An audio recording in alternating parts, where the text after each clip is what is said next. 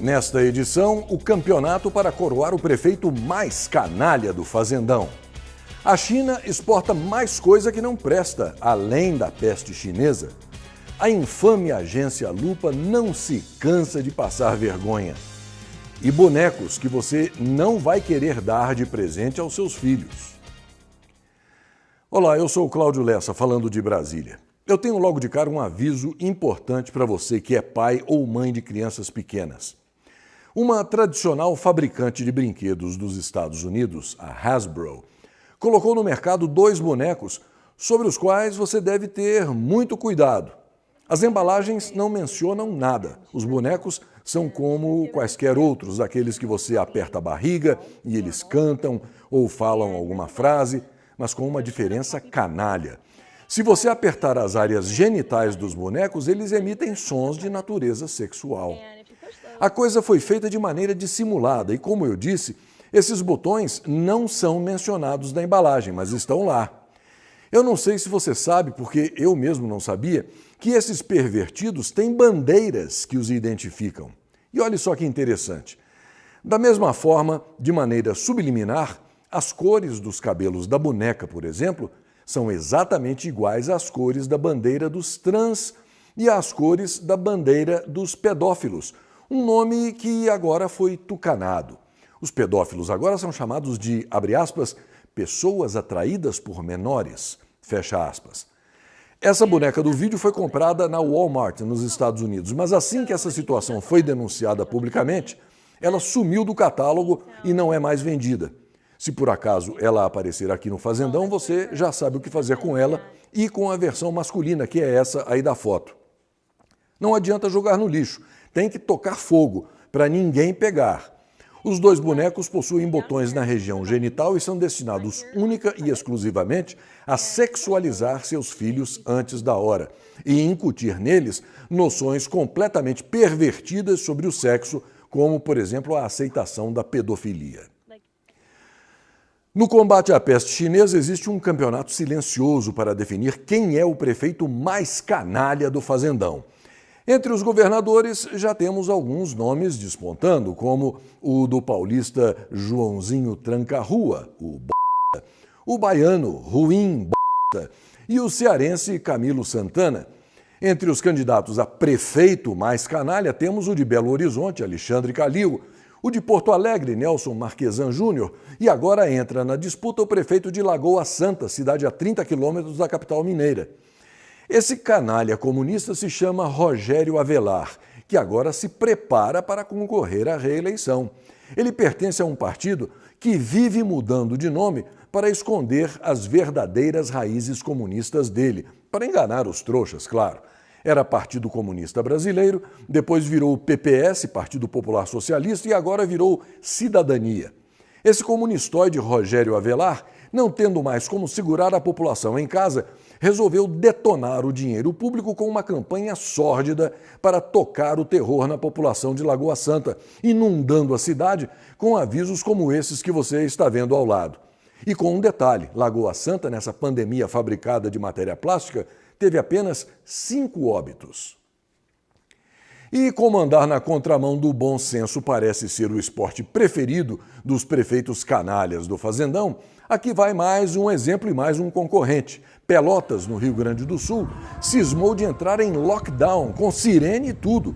Todo mundo trancado, ninguém fora de casa. Mas veja, dados científicos sacramentados mostram que no Reino Unido, o Departamento de Saúde calcula que 16 mil pessoas morreram das mais diversas formas por não terem acesso ao sistema de saúde por causa da pandemia, enquanto 25 mil morreram da peste chinesa. Chegou-se à conclusão, portanto, que o lockdown no Reino Unido matou 2 pessoas para cada 3 de peste chinesa. No Brasil, que ainda não dispõe desses dados oficiais, os números não devem ser muito diferentes. Em outras palavras, está comprovado que o lockdown só é prejudicial às pessoas, não faz bem algum a ninguém. Mas em Pelotas, a prefeita Paula Mascarenhas, que também concorre para ser coroada a gestora mais canalha nessa competição inglória, está mandando ver. Com a aproximação do período eleitoral, a gente sabe que os criminosos dão até nó em pingo d'água. Por isso, vale a pena saber o que está acontecendo lá fora para que não aconteça aqui dentro do Fazendão. 20 mil documentos de identidade falsos, feitos principalmente na China e em Hong Kong, mas também na Coreia do Sul e até no Reino Unido, foram confiscados no aeroporto de Chicago, nos Estados Unidos. As organizações criminosas usam essas identidades falsas para evitar a atenção da polícia sobre as atividades ilegais delas, claro. Não dá para imaginar o que esse tipo de coisa poderia causar por aqui, especialmente nas eleições, mas é bom ficar de olho. Por falar em coisa errada vinda da China, veja mais essa. É uma notícia do UOL, de 2012, quando a China ainda não estava controlando com tanto poder as redações da extrema imprensa brasileira para proibir a veiculação de notícias como essa. Foram encontradas cápsulas na Coreia do Sul que tiveram origem na China. Elas entravam na Coreia do Sul por meio de chineses de etnia coreana que moravam na Coreia do Sul. Dentro das cápsulas, pó de carne humana, a partir de bebês mortos. Segundo a notícia, as cápsulas foram feitas no Nordeste da China a partir de bebês cujos corpos foram cortados em pedaços pequenos e secos em estufas antes de virar pó.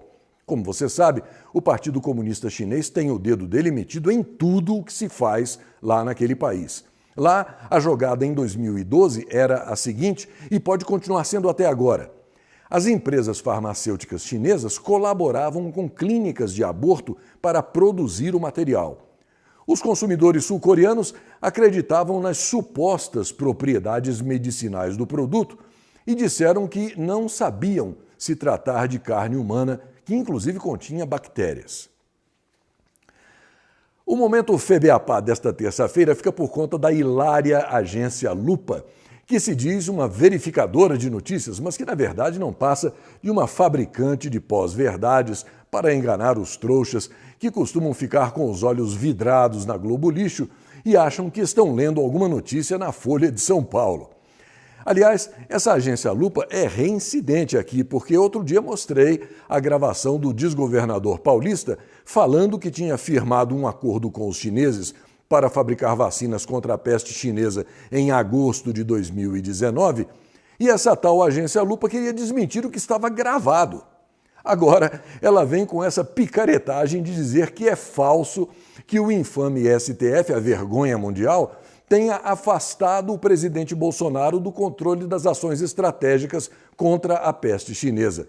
Segundo essa tal agência Lupa, abre aspas, as ações julgadas pelo Supremo somente impediram interferência da União em decisões tomadas por estados e municípios, fecha aspas. Esses cretinos metidos a verificadores de notícias não se cansam de passar vergonha e fazem questão de serem vistos como os idiotas que eles são. O negócio desses imbecis é apenas o de reescrever a mesma coisa usando palavras diferentes para dizer que a notícia original é falsa. Credibilidade zero. Só no Fazendão mesmo. Num rápido giro pelas manchetes de hoje, o governo do Paraná anunciou que vai assinar um convênio com a Rússia para realizar testes clínicos e produzir no Brasil a vacina desenvolvida por aquele país contra a peste chinesa. Se tudo correr bem, a vacina só será distribuída no segundo semestre do ano que vem. Apesar da pandemia, a balança comercial brasileira registrou um superávit de mais de 2 bilhões de dólares na primeira semana de agosto. E, de acordo com o IBGE, a produção industrial cresceu em 14 estados no mês de junho. O presidente Bolsonaro vai a São Paulo nesta quarta-feira acompanhar a partida da missão ao Líbano. A ida de Michel Temer na missão humanitária foi autorizada pelo juiz Marcelo Bretas. A safra do Brasil este ano deve ser 3,8% maior do que a do ano passado, segundo cálculos do IBGE.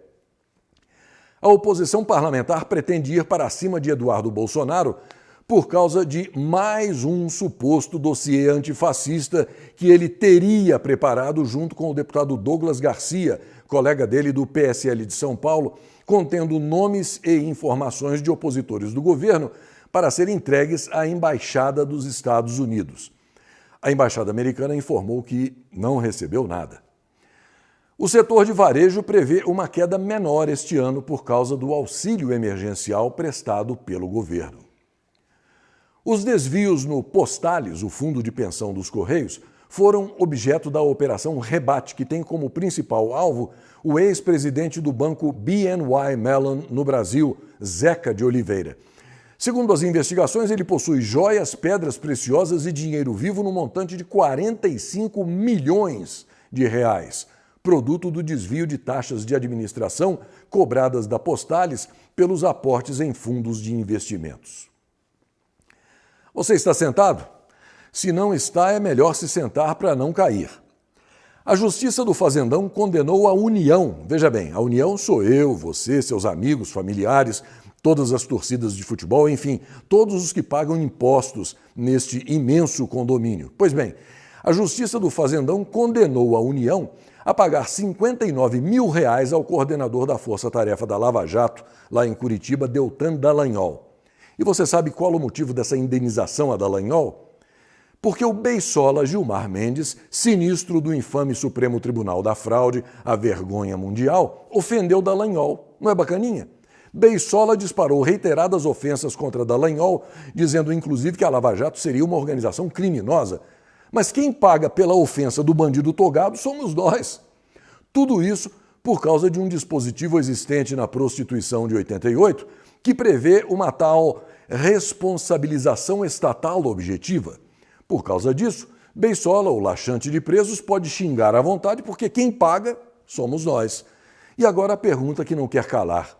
Para que serve o Código Penal brasileiro se um cafajeste imundo de toga coloca todos os ladrões e corruptos na rua? Ah, e mais uma coisinha. Essa quarentena que já dura 4 meses está como aquele filme 9 Semanas e Meia de Amor, só que sem o amor. Até a próxima.